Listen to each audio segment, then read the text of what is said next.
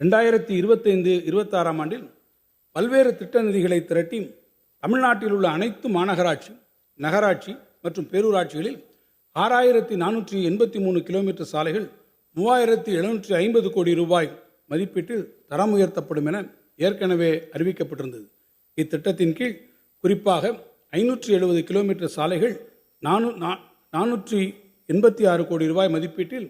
சென்னை மாநகராட்சியிலும், கோயம்புத்தூர் மாநகராட்சி பகுதிகளில் 200 கோடி ரூபாய் மதிப்பீட்டிலும், மதுரை மாநகராட்சி பகுதிகளில் 130 கோடி ரூபாய் மதிப்பீட்டிலும் சாலை பணிகள் மேற்கொள்ளப்படும். சென்னை மாநகரத்தில் வாகன போக்குவரத்து பன்மடங்காக அதிகரித்துள்ளதால் ஏற்படும் கடும் போக்குவரத்து நெரிசலை தவிர்ப்பதற்காக பல திட்டங்கள் நிறைவேற்றப்பட்டு வருகின்றன. அதன் ஒரு பகுதியாக வேளச்சேரி, கிண்டி உள்ளிட்ட பகுதிகளில் வசிக்கும் சுமார் 7 லட்சம் மக்கள் பயன்பெறும் வகையில் வேளச்சேரி பிரதான சாலையிலிருந்து குருநானக் கல்லூரி சந்திப்பு வரை 3 கிலோமீட்டர் நீளத்திற்கு ஒரு மேம்பாலம் 310 கோடி ரூபாய் மதிப்பீட்டிலும்,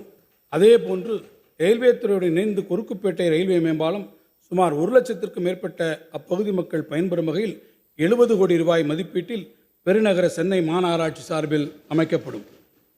சென்னை பெருநகர மாநகராட்சியின் ஒருங்கிணைந்த திடக்கழிவு மேலாண்மை திட்டத்தின் கீழ்